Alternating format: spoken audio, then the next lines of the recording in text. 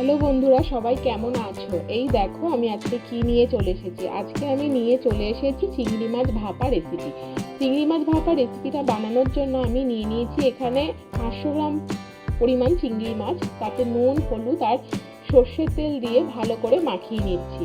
এটা মাখা হয়ে গেলে এটাকে সাইডে রেখে দিয়ে আমি একটা মিক্সির জার নিয়ে নেব।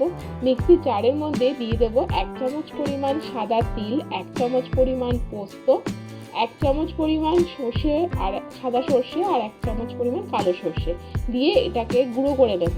আচ্ছা, তোমরা এভাবে চিংড়ি মাছ ভাপা কে কে বানিয়েছো বাড়িতে আমাকে কমেন্ট করে জানাতে পারো। এই দেখো এটাকে আমি গুঁড়ো করে নিয়েছি। আর এর মধ্যে দিয়ে দিলাম 4-5টা কাঁচা পাকা লঙ্কা, দিয়ে এটাকেও গুঁড়ো করে নিয়ে এর মধ্যে দিয়ে দেবো 1 থেকে 2 চামচ পরিমাণ টক দই, দিয়ে একটু জল দিয়ে এটার একটা মিহি পেস্ট বানিয়ে নেব। আচ্ছা, তোমরা চিংড়ি মাছ, ইলিশ মাছ ভাপা তো আমরা সবাই খাই, তো এভাবে চিংড়ি মাছ ভাপাও করে দেখতে পারো, খুব ভালো লাগে। যারা করোনি, আশা করি সবাই করেছো কম বেশি।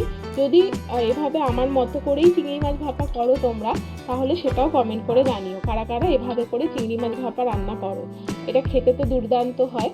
তো এভাবে করে চিংড়ি মাছটা ভালো করে ওই মিক্সিতে মশলাটা আমি করে নিয়েছিলাম, সেটা দিয়ে ম্যারিনেট করে নিলাম।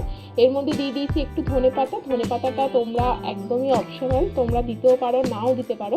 এটাকে আমি একটা টিফিন বক্সের মধ্যে ট্রান্সফার করে নিলাম।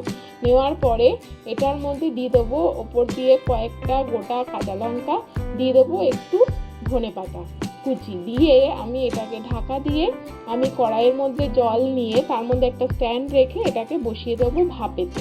আচ্ছা বলো তো, তোমাদের চিংড়ি মাছ বেশি ভালো লাগে না ইলিশ মাছ?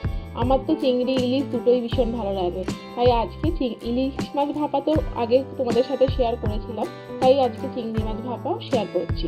এই দেখো বন্ধুরা, আমাদের চিংড়ি মাছটা কিন্তু হয়ে গেছে। আচ্ছা হ্যাঁ, জলে যখন দেবে তখন কিন্তু অবশ্যই খেয়াল রাখবে টিফিন বক্সের মানে তলার দিকে একটু অংশ যেন জলে ডুবে থাকে, পুরোটা যেন না ডুবে থাকে। যাই হোক, এই আমাদের চিংড়ি মাছ ভাপা হয়ে গেছে। গরম গরম ভাতে খেয়ে আমাকে কমেন্ট করে জানিও তোমাদের কেমন লেগেছে। যদি ভালো লাগে লাইক, কমেন্ট, শেয়ার করো। নতুন দর্শক বন্ধু হলে চ্যানেলটি সাবস্ক্রাইব করে পাশে থাকার অনুরোধ জানালাম।